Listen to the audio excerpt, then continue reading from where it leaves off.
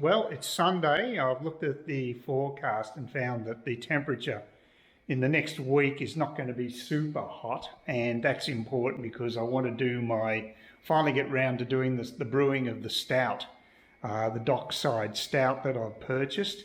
And so I've got my fermenter here in the kitchen. Still nervous about him. This is my second brew, so I've done this once before, but I still want to do it right.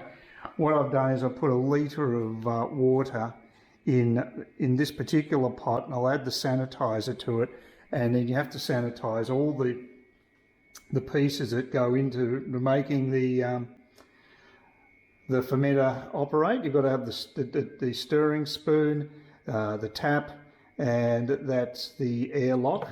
They've all got to be cleaned, as does the interior of the fermenter and the top, and then once I've done all that, well, actually the first thing I need to do is the bench top, and then so once I've got all the cleaning done, then I can start putting the actual material into the fermenter. And the first off, I put a couple of litres of boiling water. Actually, the guy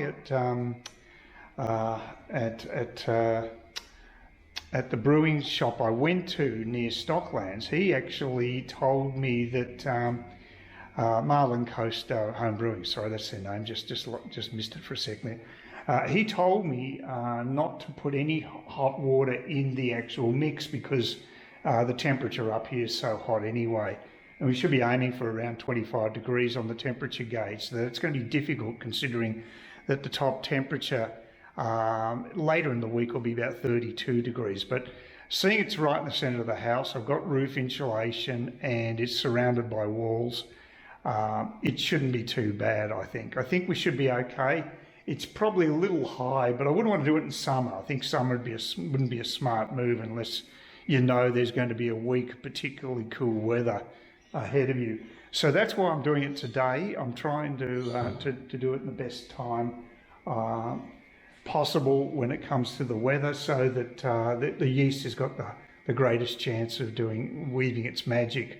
So this is exciting in that this is really the brew I was hoping to do. I've got to say though, there is truth in the fact that if you leave your brew for a couple of months, it definitely does improve, because the one that I did make, the head is much more consistent than it was, and I think there's a bit more of the bubbles are actually greater as well, so the carbonisation has been improved as well. And the flavour's not bad. I've got to admit, look, I think it was a 6 when I first tried it, but I think it's improved.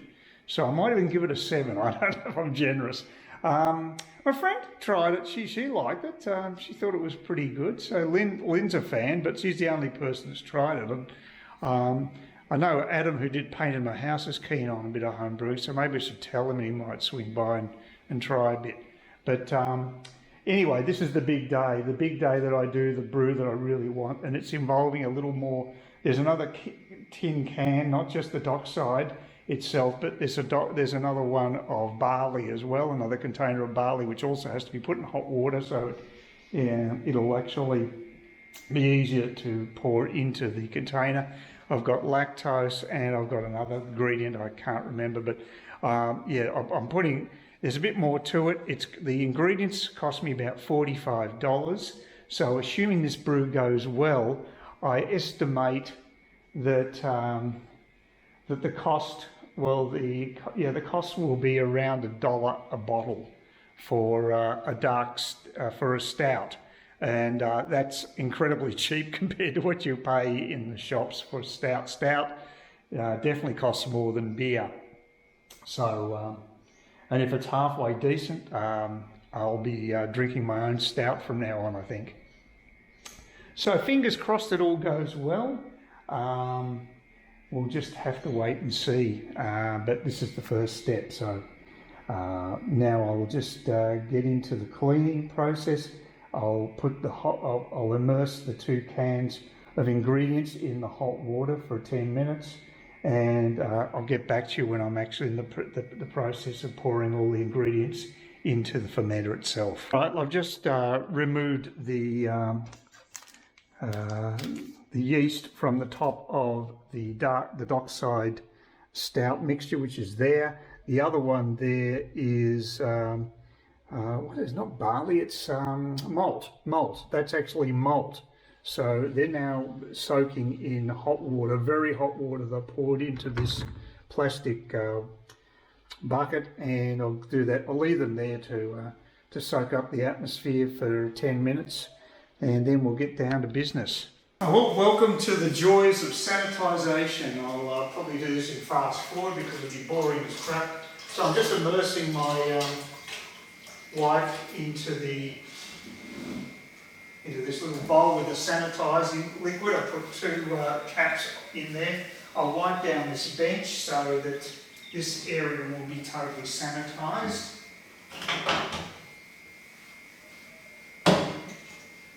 Great, and I'll do the pouring spoon, got to do that as well.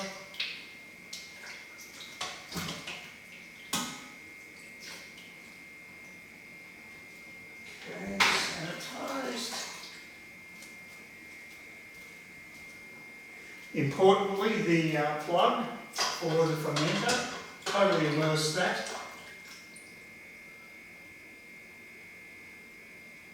That's done. And the airlock.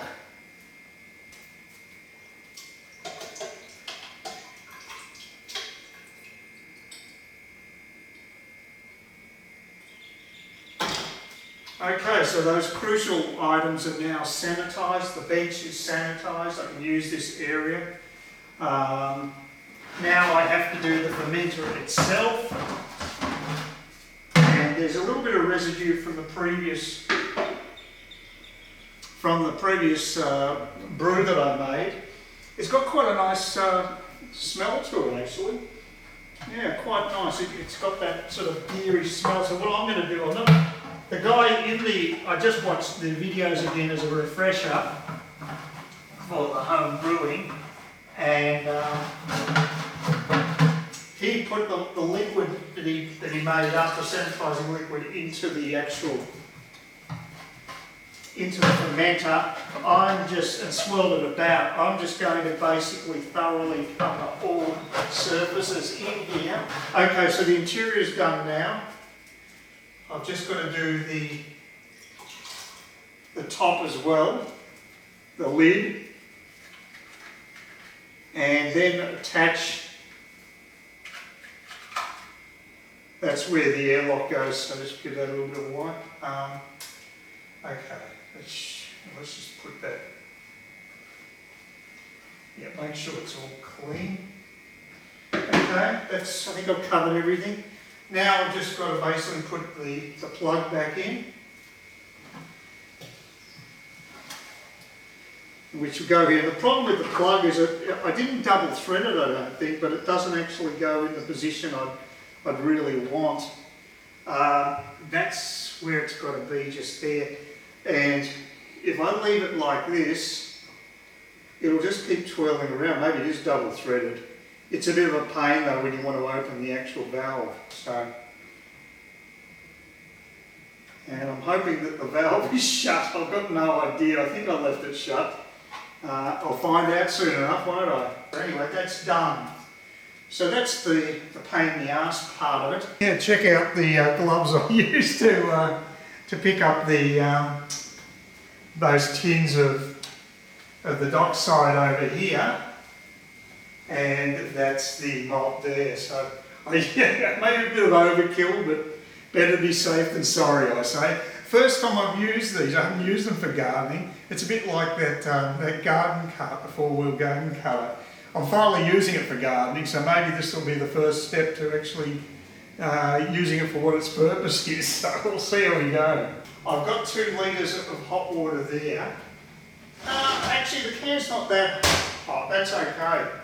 And what I had to do last time, what I'll do this time is, I'm a moron when it comes to using this thing, but it actually does make life easy if you know how to use it properly. I always have trouble figuring out which way to latch it on, but if you try to do this manually, it's hopeless getting the lid off. So, but I have had a few frustrating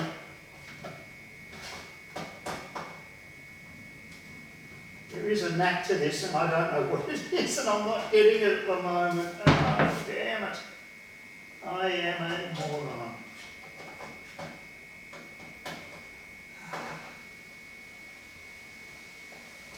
Oh, shit. Ah, there you go. Finally worked it out. Okay. I can smell it straight away. Whoa, boy, that's a very strong smell. It's actually quite a fragile container because it's all, the structural integrity is all about holding in one spot, but that's actually quite fragile. But anyway, I've got that one done. So, first thing I'll do is pour this in. Hopefully I've got that's boiling water, so I've got to be careful with that. I might put ice in to basically change the temperature around but I want this to really dissolve, so I don't want to take any chances. Okay. No, it looks like the tap's okay. Oh, that's good. So now I'll pour this in. Whoa! There you go. There's a bit of. It almost smells like Vegemite.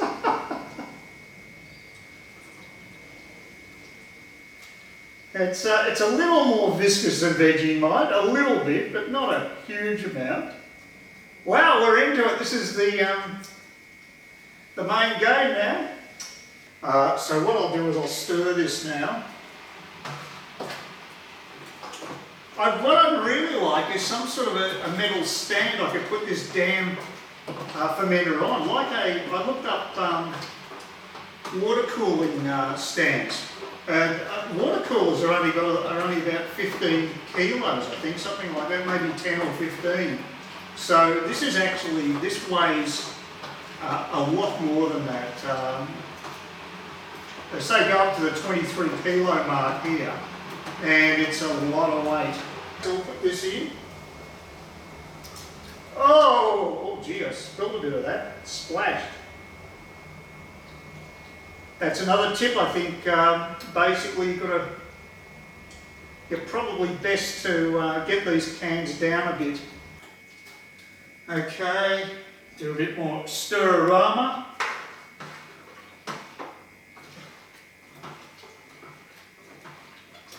Yeah, it looks very dark, very dark.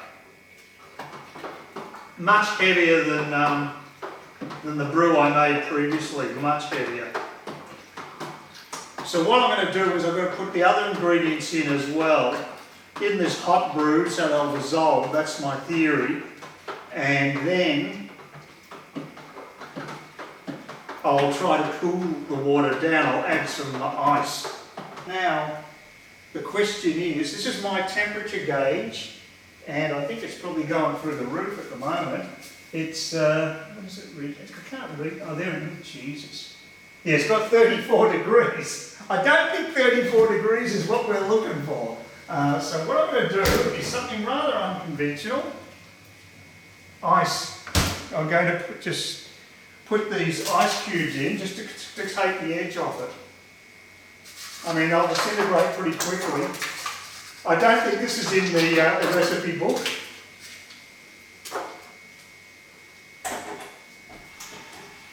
But I really believe I need to do something to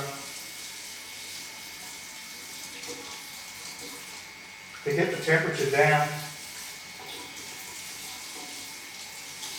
I mean, there's over 2 litres of boiling hot water in there. That's going to have quite an effect. But that ice will melt very quickly and should reduce the temperature down to something reasonable. I'll put 2 trays worth. I've only got 1.5 trays. We'll see how that goes. I've got some more ice,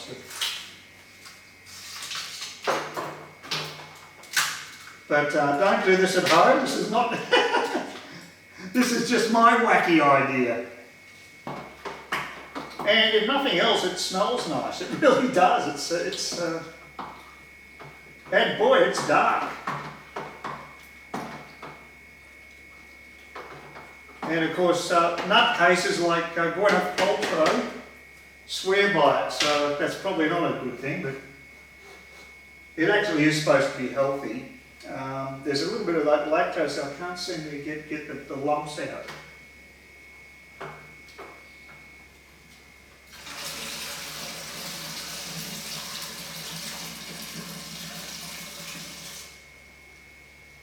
Yeah, I'm a tad concerned in that I put all the tap water from the tap at normal temperature in, but it's still showing the temperatures between 30-32 in range, so that's too hot. I'd like it to go down to maybe the 28-30 range, and then I could put the yeast in and it wouldn't kill it. I'm just concerned if I put it in now, it might be just way too hot for the yeast to work. Although I think most of the heat is coming from the bottom anyway, because that's where the hot water was. So maybe I'm being a little overly cautious there. As you can see, there's still quite a bit of space. Actually, I don't know if you can see the way I've got the angle there. But there's quite a bit of space in the fermenter. Probably about a quarter of it is free at the top. So you only fill it to 23 litres, so, which is what I have at the moment. Yeah, I'm just not sure. I don't want to botch the whole thing. If you kill off the yeast, you're stuffed. So that's why I'm being very cautious about this. So hopefully that gauge will move. I don't know how fast it moves. It might be very tardy and it could take forever. But I might leave it for half hour, just see what happens, and then sprinkle the yeast on top. Well, I'm freaking out a little bit here because I did the hydrometer reading and it came up with 92, 93, 920, I guess you'd call it, yeah, whatever, on the scale, and it's supposed to be way over 100. Then I saw that because of the temperature is actually calculated for the hydrometer readings at 15 degrees C, which is half what it is here, I have to make an adjustment and add 0.0035 to the figure, which would then have it way in excess of 100 and actually put it too high if anything. So I'm totally confused about that. It's still showing 30, 32. It's been over a half an hour or so and it doesn't seem to be cooling down. I don't know how responsive this temperature strip is anyway, so I've got my doubts. So what I'm thinking of doing is, look, I'll just spread the yeast on top, put it into the cupboard where it should reduce in temperature anyway.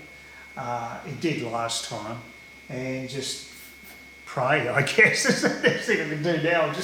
I don't feel overly confident again. You know, I think you have to do this quite a few times before you really feel confident about what you're doing with home brewing, because there's a lot of things that can go wrong. Just like rocket science, as Elon Musk would say, there's many ways that a rocket can fail and very few ways it'll work. And I think I'm getting that feeling about home brewing.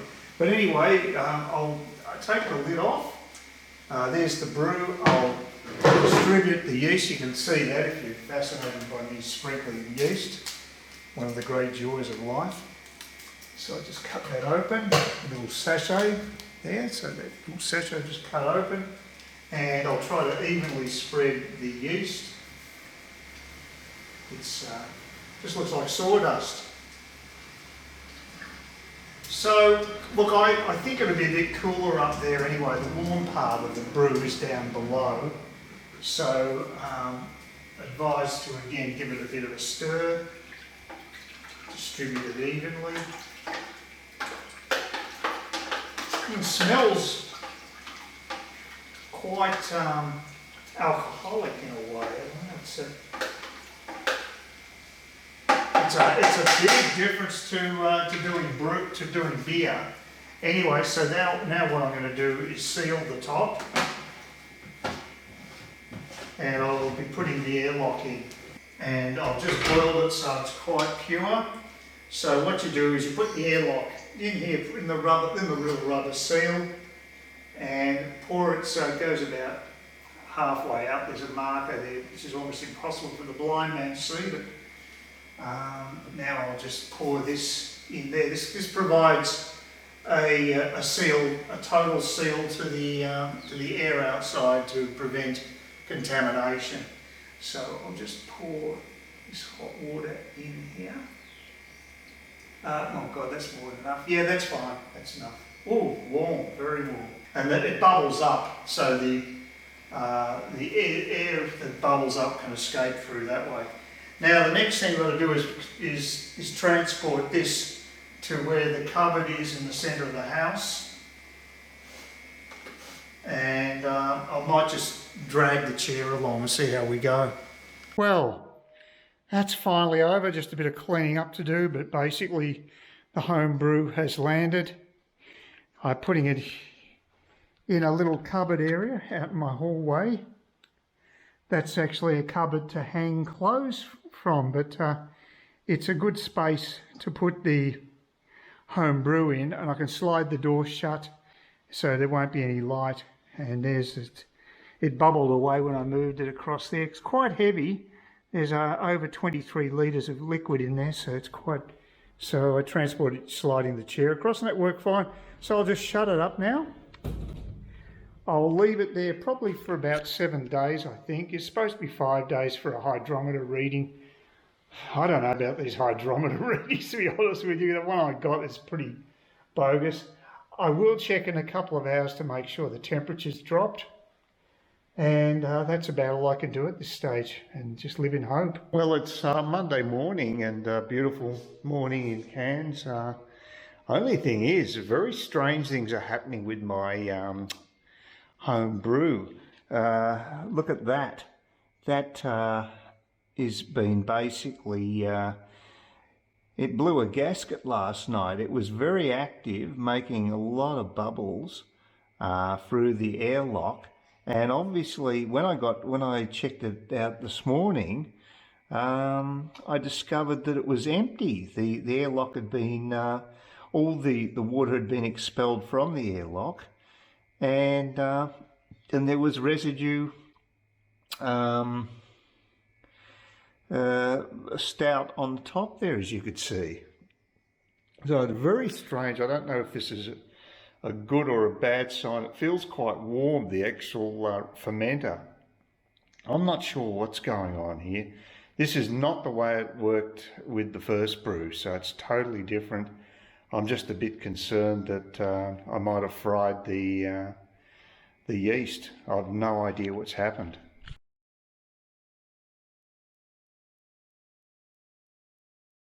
Please consider subscribing to my channel if you think there's anything there of use to you, or entertainment or whatever.